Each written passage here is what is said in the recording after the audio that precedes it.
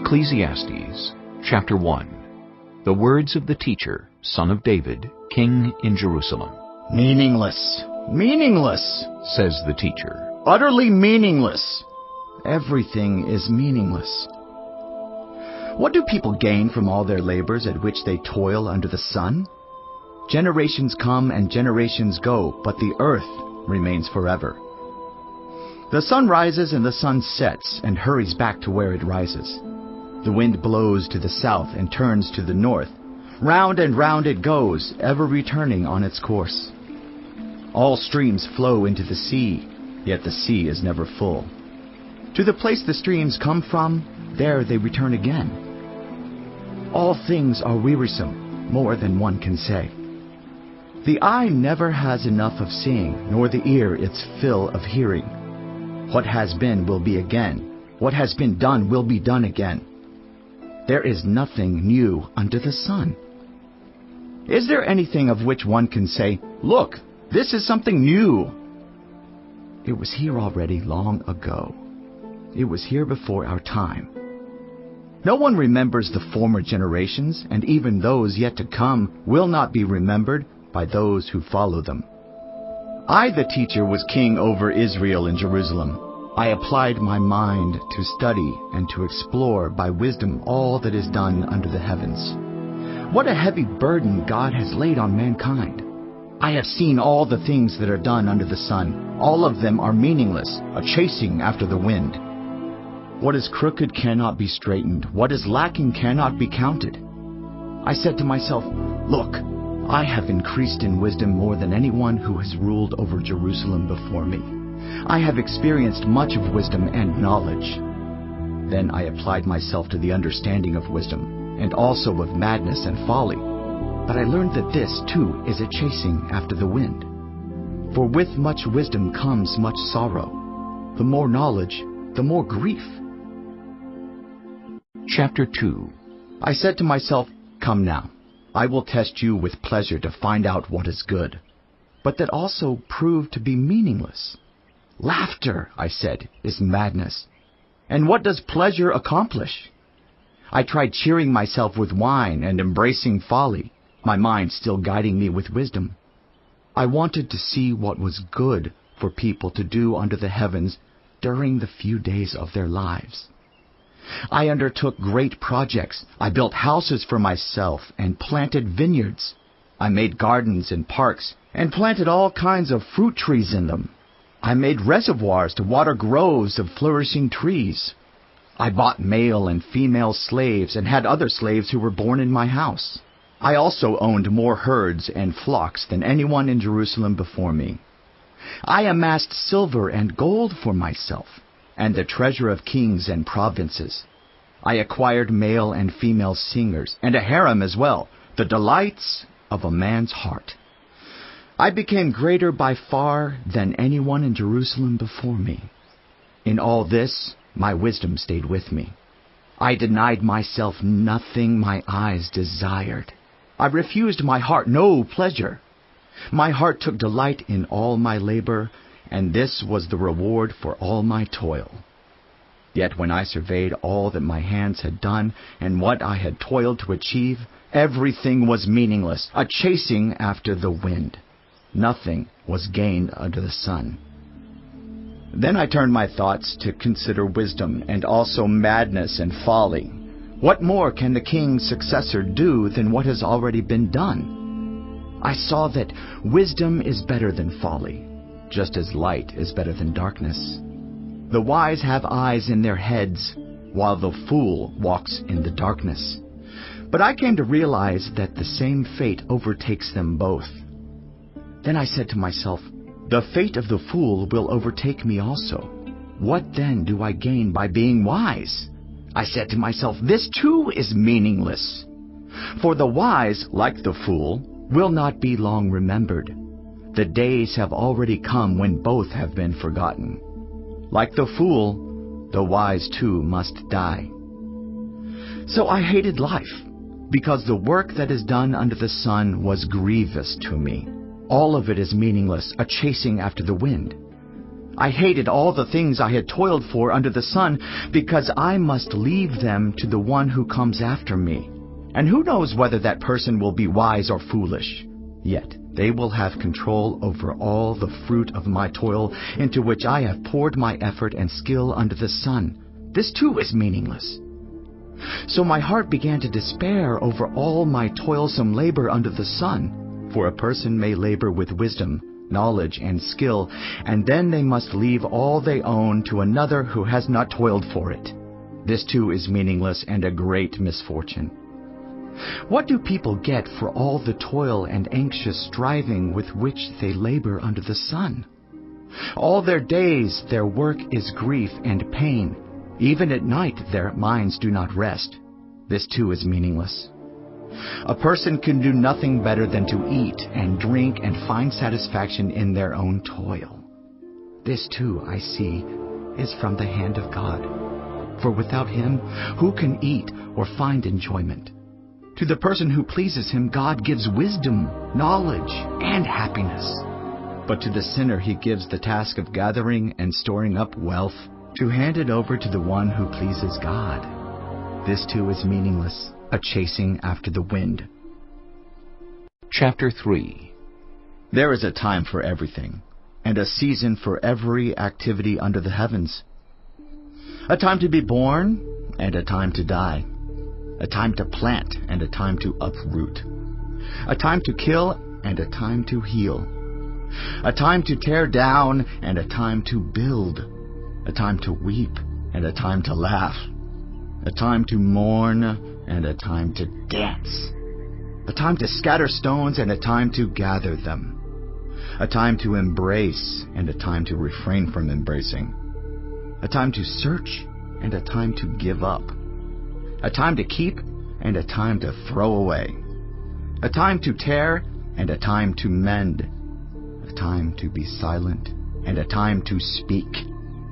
A time to love, and a time to hate. A time for war, and a time for peace. What do workers gain from their toil? I have seen the burden God has laid on the human race. He has made everything beautiful in its time. He has also set eternity in the human heart. Yet no one can fathom what God has done from beginning to end. I know that there is nothing better for people than to be happy and to do good while they live, that each of them may eat and drink and find satisfaction in all their toil. This is the gift of God. I know that everything God does will endure forever. Nothing can be added to it and nothing taken from it. God does it so that people will fear Him.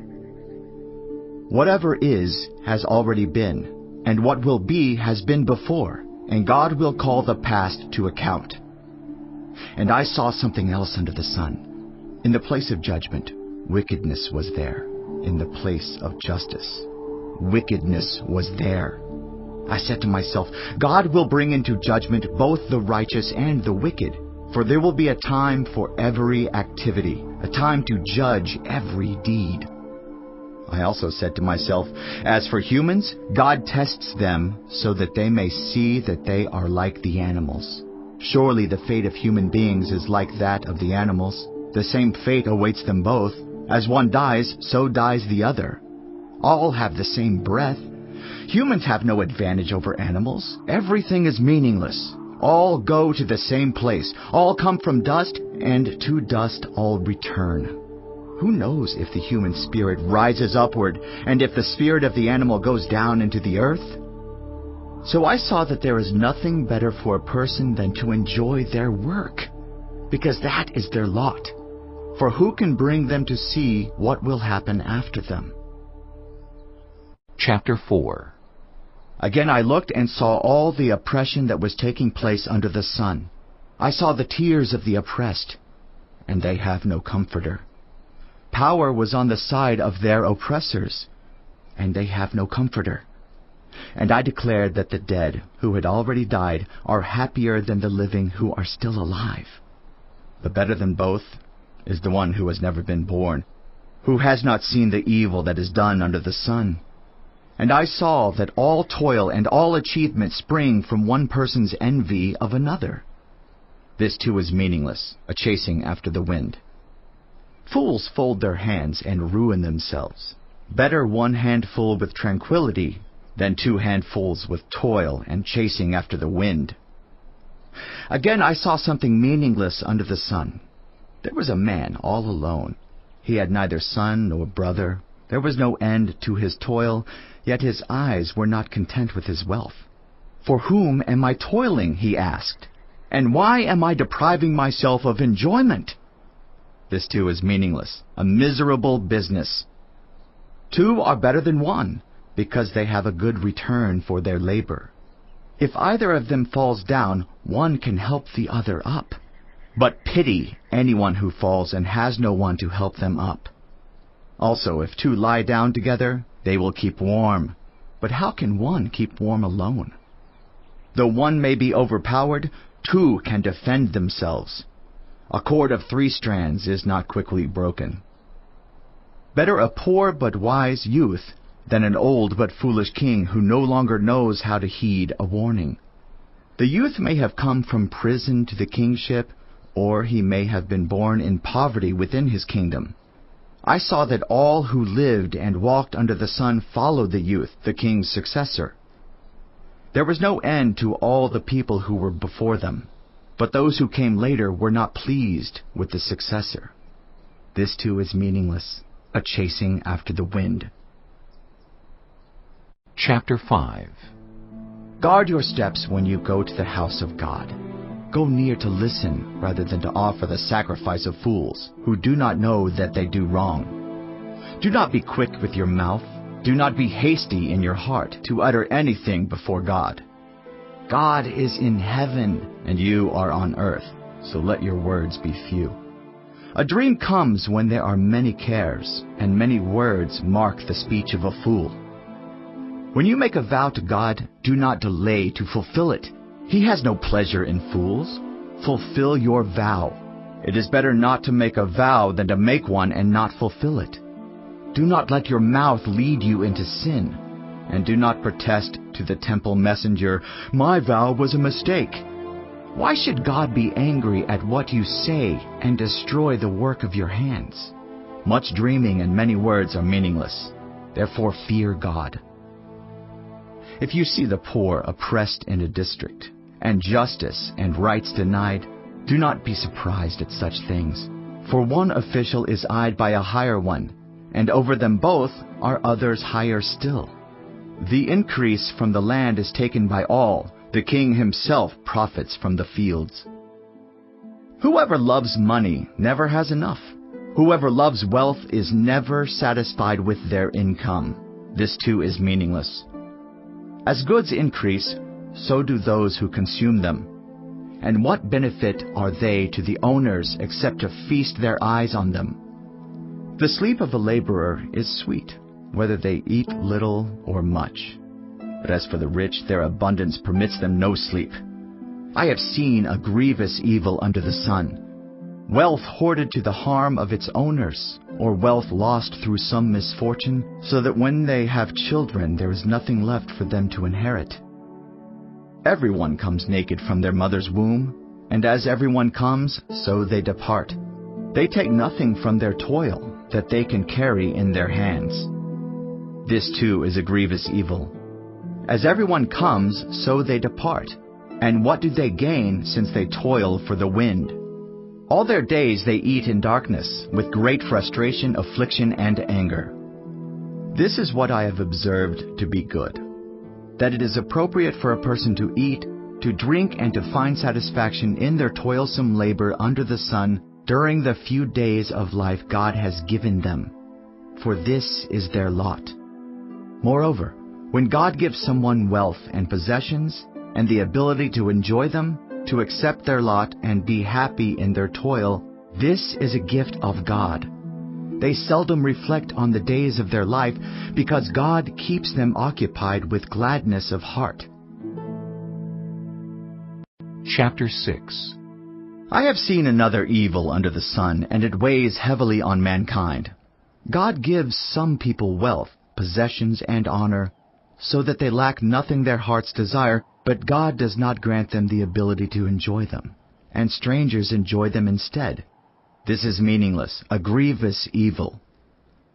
A man may have 100 children and live many years, yet no matter how long he lives, if he cannot enjoy his prosperity and does not receive proper burial, I say that a stillborn child is better off than he.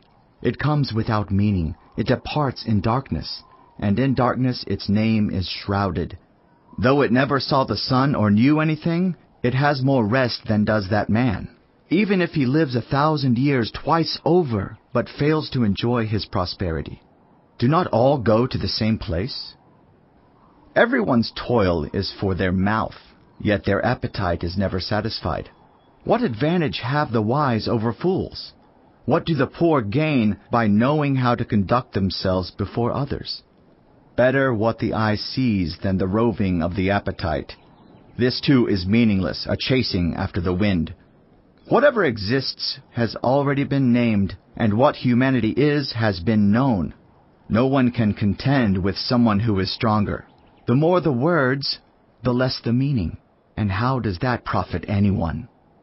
For who knows what is good for a person in life during the few and meaningless days they pass through like a shadow? Who can tell them what will happen under the sun after they are gone? Chapter 7. A good name is better than fine perfume, and the day of death better than the day of birth. It is better to go to a house of mourning than to go to a house of feasting. For death is the destiny of everyone. The living should take this to heart. Frustration is better than laughter, because a sad face is good for the heart. The heart of the wise is in the house of mourning, but the heart of fools is in the house of pleasure. It is better to heed the rebuke of a wise person than to listen to the song of fools. Like the crackling of thorns under the pot, so is the laughter of fools. This too is meaningless. Extortion turns a wise person into a fool, and a bribe corrupts the heart. The end of a matter is better than its beginning, and patience is better than pride. Do not be quickly provoked in your spirit, for anger resides in the lap of fools. Do not say, "Why were the old days better than these?" For it is not wise to ask such questions.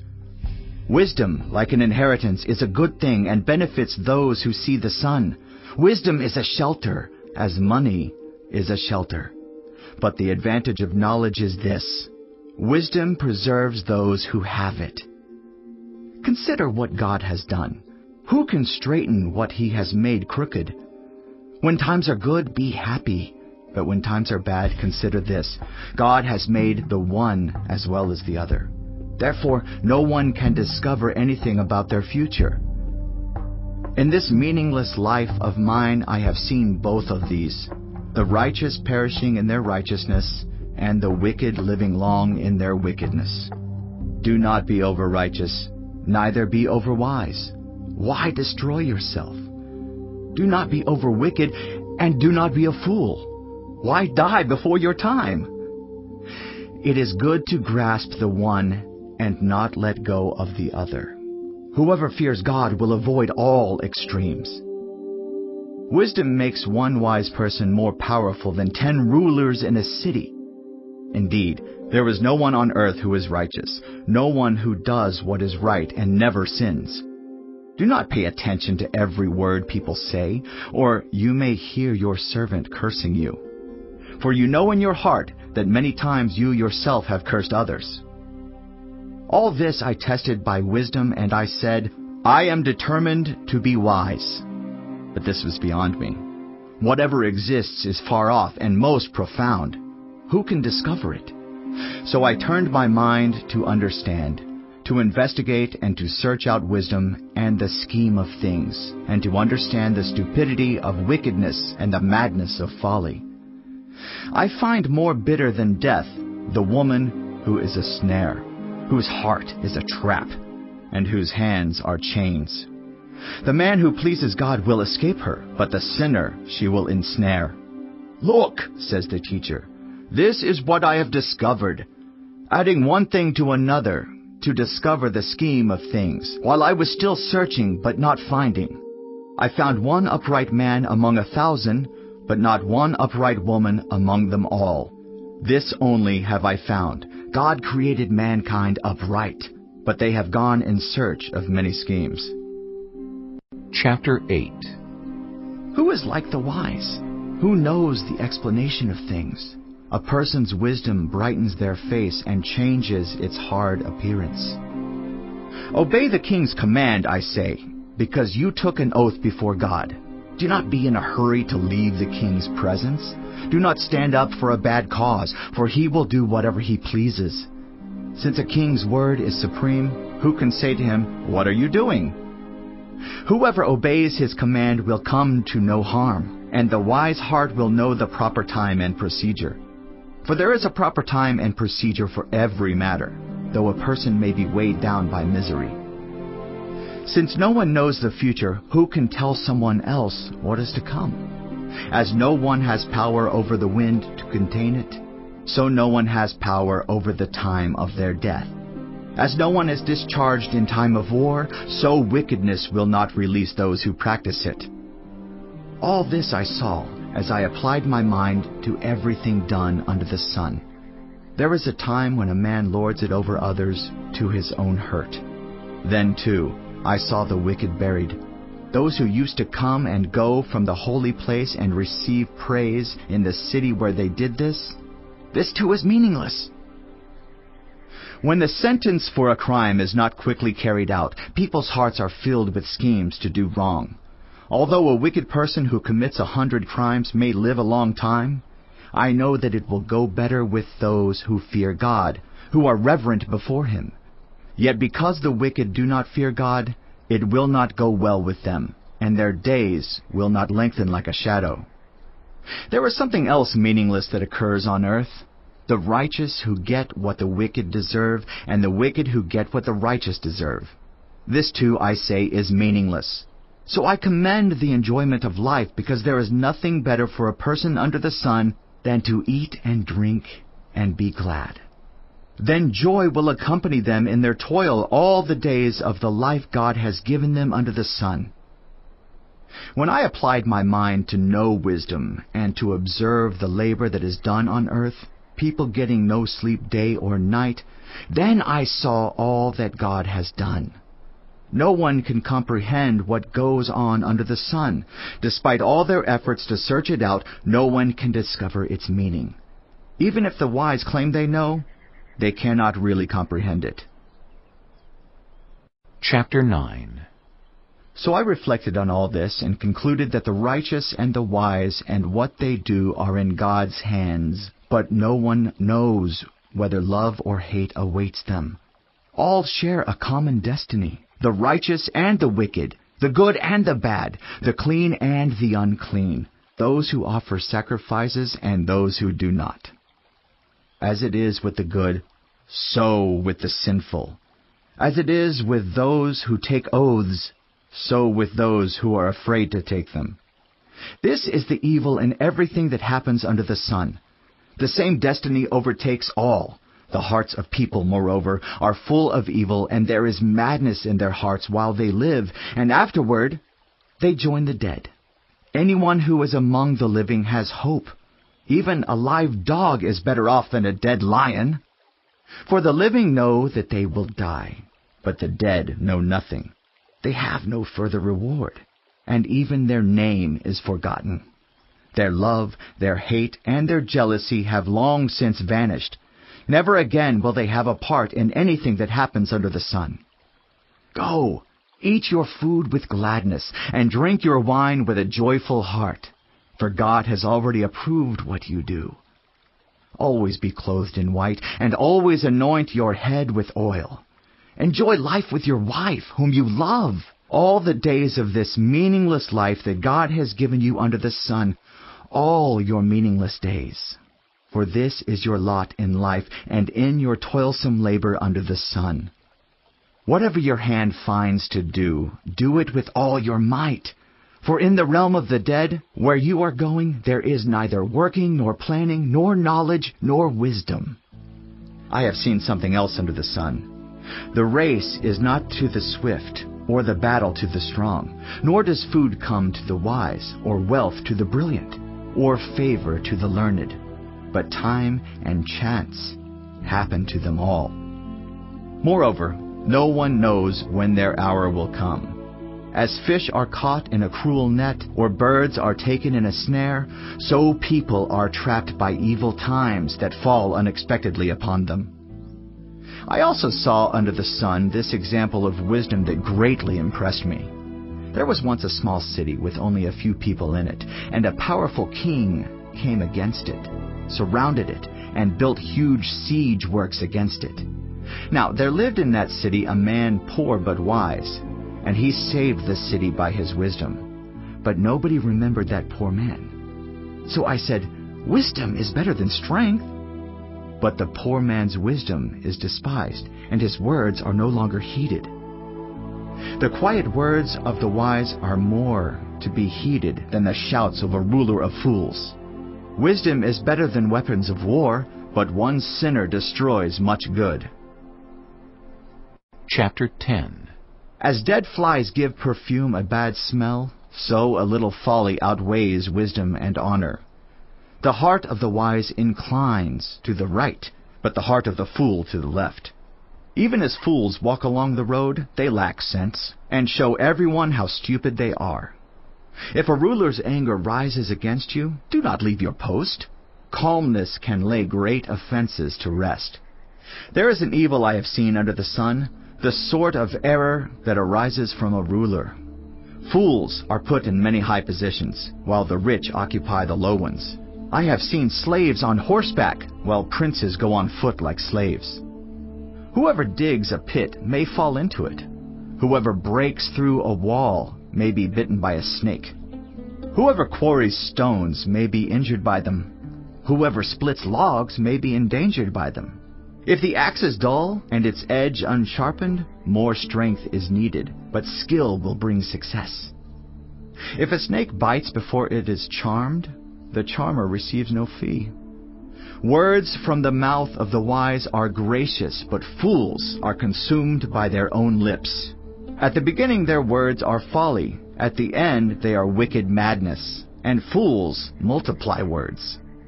No one knows what is coming. Who can tell someone else what will happen after them? The toil of fools wearies them. They do not know the way to town. Woe to the land whose king was a servant and whose princes feast in the morning. Blessed is the land whose king is of noble birth and whose princes eat at a proper time, for strength and not for drunkenness. Through laziness the rafters sag. Because of idle hands the house leaks. A feast is made for laughter. Wine makes life merry, and money is the answer for everything. Do not revile the king even in your thoughts, or curse the rich in your bedroom, because a bird in the sky may carry your words, and a bird on the wing may report what you say. Chapter 11. Ship your grain across the sea. After many days you may receive a return. Invest in 7 ventures, yes, in 8. You do not know what disaster may come upon the land. If clouds are full of water, they pour rain on the earth. Whether a tree falls to the south or to the north, in the place where it falls, there it will lie. Whoever watches the wind will not plant. Whoever looks at the clouds will not reap. As you do not know the path of the wind, or how the body is formed in a mother's womb, so you cannot understand the work of God, the Maker of all things. Sow your seed in the morning, and at evening let your hands not be idle. For you do not know which will succeed, whether this or that, or whether both will do equally well. Light is sweet, and it pleases the eyes to see the sun. However many years anyone may live, let them enjoy them all. But let them remember the days of darkness, for there will be many. Everything to come is meaningless. You who are young, be happy while you are young, and let your heart give you joy in the days of your youth. Follow the ways of your heart, and whatever your eyes see, But know that for all these things God will bring you into judgment. So then, banish anxiety from your heart and cast off the troubles of your body, for youth and vigor are meaningless. Chapter 12. Remember your Creator in the days of your youth, before the days of trouble come and the years approach when you will say, I find no pleasure in them. Before the sun and the light and the moon and the stars grow dark, and the clouds return after the rain, when the keepers of the house tremble, and the strong men stoop, when the grinders cease because they are few, and those looking through the windows grow dim, when the doors to the street are closed and the sound of grinding fades, when people rise up at the sound of birds, but all their songs grow faint, when people are afraid of heights and of dangers in the streets, when the almond tree blossoms and the grasshopper drags itself along and desire no longer is stirred. Then people go to their eternal home and mourners go about the streets. Remember him before the silver cord is severed and the golden bowl is broken, before the pitcher is shattered at the spring and the wheel broken at the well, and the dust returns to the ground it came from, and the spirit returns to God who gave it. Meaningless, meaningless, says the teacher. Everything is meaningless. Not only was the teacher wise, but he also imparted knowledge to the people. He pondered and searched out and set in order many proverbs. The teacher searched to find just the right words, and what he wrote was upright and true. The words of the wise are like goads, their collected sayings like firmly embedded nails, given by one shepherd. Be warned, my son, of anything in addition to them. Of making many books there is no end, and much study wearies the body. Now all has been heard. Here is the conclusion of the matter. Fear God and keep His commandments, for this is the duty of all mankind. For God will bring every deed into judgment, including every hidden thing, whether it is good or evil.